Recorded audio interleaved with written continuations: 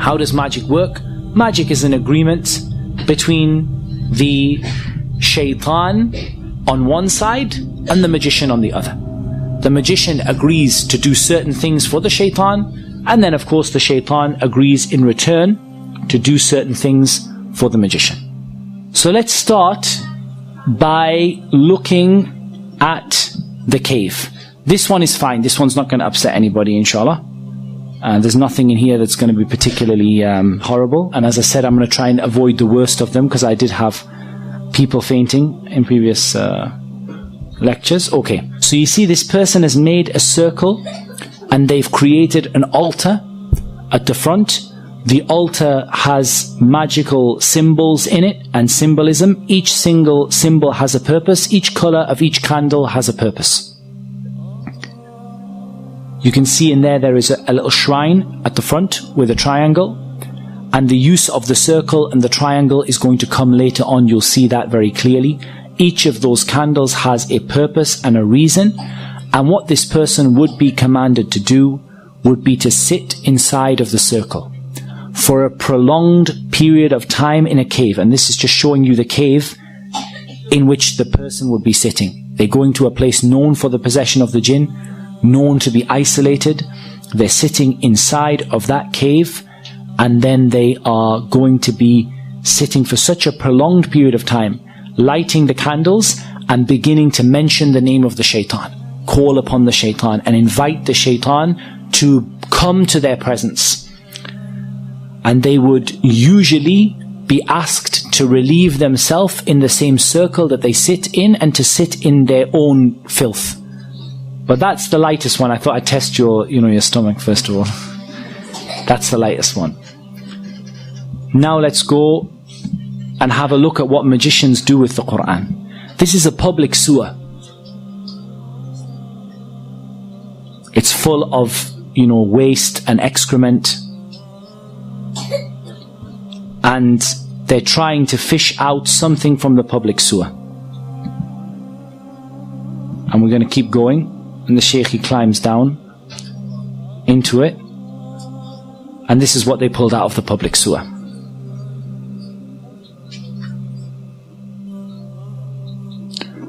As you can see, this is a copy of the Quran that has been used in a public sewer. It's covered in human filth. It's covered in sewage. And they now have to clean and purify this copy of the Quran. Just in case you thought that was a one-off, we'll show you another video. This one has 51 copies of the Mus'haf that have been disgraced by the magicians. As you can see, they are covered, these are all copies of the Quran. They are covered in knots. They are covered in filth inside of them. They're going to open one of them up. They're covered in pins like voodoo dolls. They're cutting them open, and you see the state of the Mus'haf inside. You can see the color of the water that is coming off of the copies of the Quran as they're washing them, as they're opening them.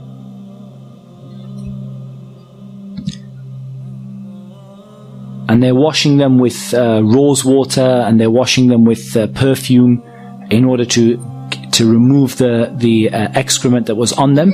And they were found in a toilet, in a public sewer. 51 copies of the Mus'haf.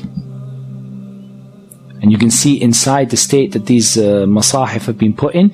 And inside there are metal nails bent over. These are part of the magic. And you can see how covered these masahif are in dirt and in uncleanliness.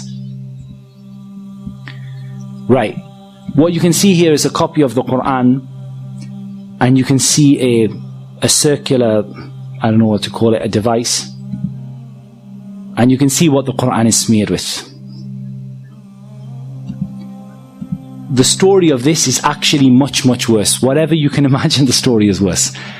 There was a maid who wanted to perform magic upon the family that she was with.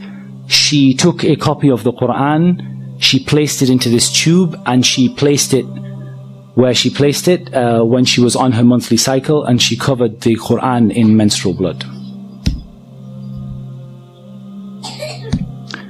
This is what magicians do. Here we're going to see another magician. And this magician is going to show how he's been caught. And part of them being caught is they ask them to they ask them to show what it was that they were doing without letting them make shirk. They don't let them call upon the shaitan, but they just let them show the idea of what they were doing in order to expose them in front of the people. So the first thing you see is that this man is wearing red from head to toe. He's wearing red from head to toe because the Prophet ﷺ forbade a man from wearing red from head to toe. He lights his incense that is done deliberately to bring the shaitan. It's a kind of incense that's well associated with the shaitan. And he begins to perfume a whip and he starts to whip himself. This might remind you of some people.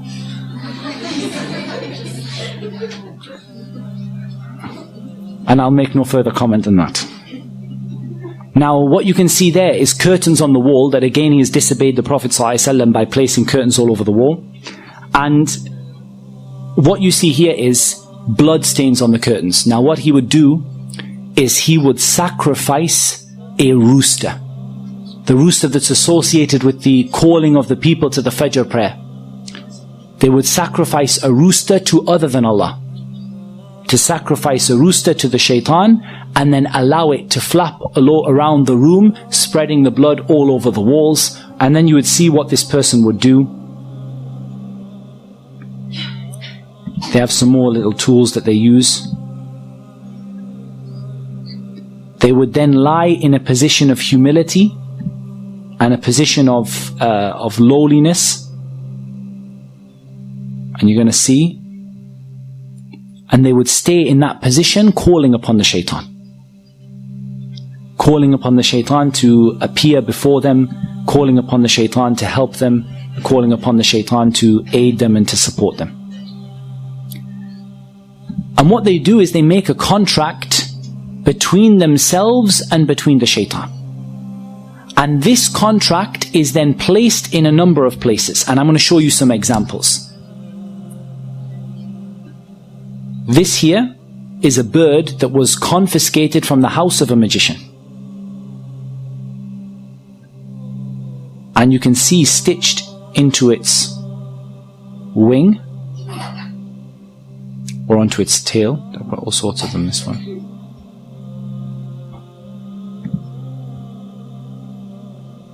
That's stitched onto its wing. You have either a written piece of paper with the magic written on it, or you have various strings and threads that have been blown, the magic has been blown over them. I think the other one is a little clearer, so I'll put the other one on. So this is another bird that was confiscated from the house of a magician, and you can see very, very clearly there that it has stitched into its wing a contract that is written between the magician and between the shaitan.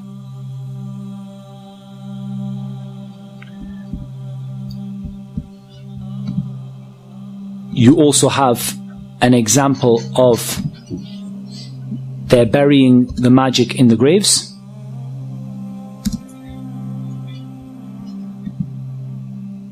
So they go out to a grave and they dig inside the grave. They've caught a magician, or they've been informed by a magician as to where the magic is hidden.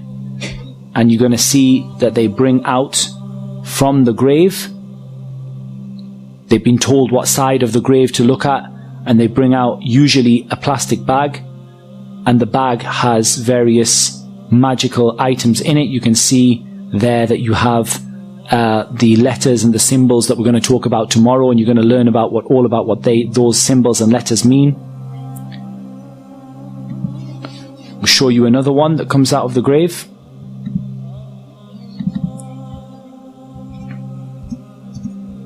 This is right in the base of the grave, in the middle of the night. They call them out because they've heard that there's some magic buried there, and they keep on digging and digging. And eventually they take out this pouch. And they start to open the pouch. And we're going to see what's in it.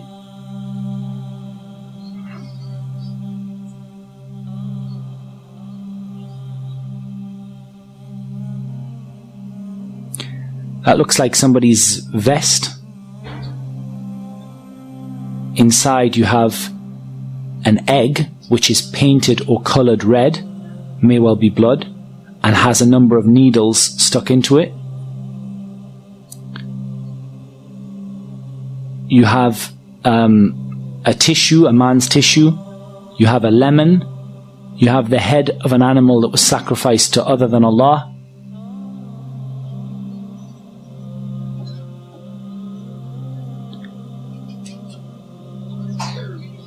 And it's not uncommon for them to put inside of the head of the animal some magic. And you have these writings, you have all sorts, it's covered in blood. You have a child's nappy in there. And you have a sanitary towel. And there's some Quran in there as well.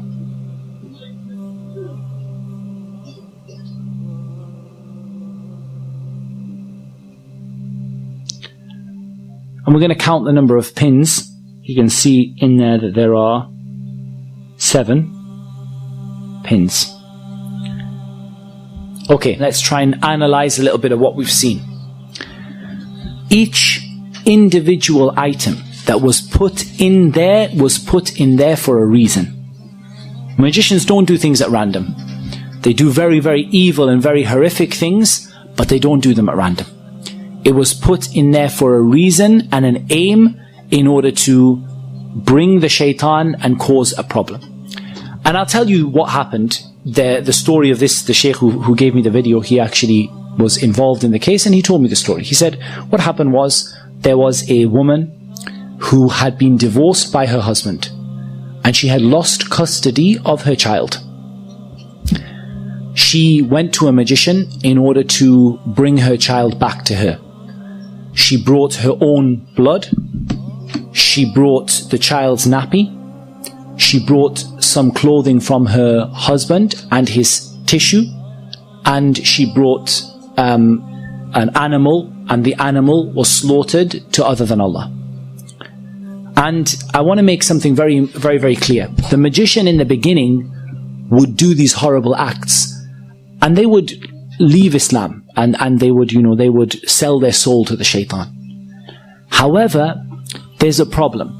Once the magician has done that, what's next?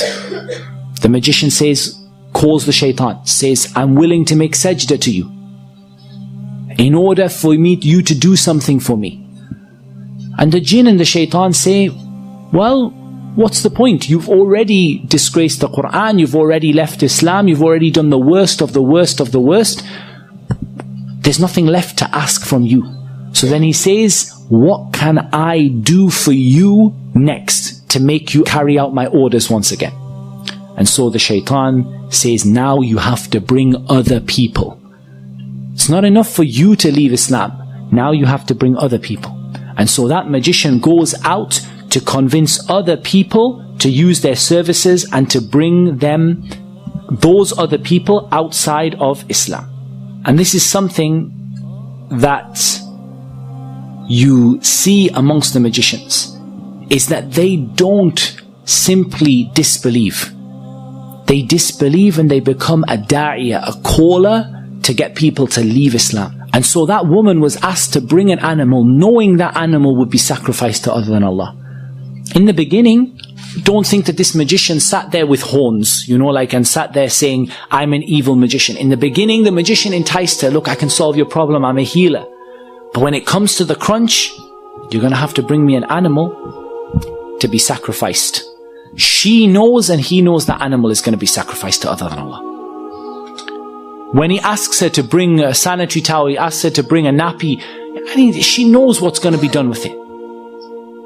But he has to get her to make that step so that she would leave Islam. And when she leaves Islam, then the jinn will now do another act for him and would afflict her husband and cause him to lose the custody of his child, and for the child to go back to the mother, or afflict the husband to make him love the woman again. And of course it should be mentioned that they never bring anything good.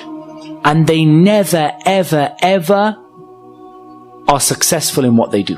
وَلَا يُفْلِحُ السَّاحِرُ حَيْثُ أَتَى. The magician will never be successful wherever they are. And the husband would go insane, fall in love with his wife once again, go back to his wife. Within a few months, he will have fallen out with her again.